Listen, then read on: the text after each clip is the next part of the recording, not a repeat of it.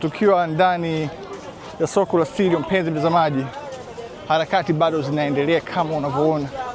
Wewe mzee, sasa hivi karoti zina bei sana? Karoti ina bei leo.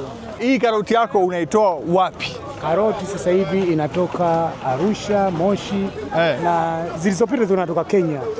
Kibaki sasa hivi tunazo za Moshi zile tamu. Na kwa nini sasa hivi karoti ni bei sana?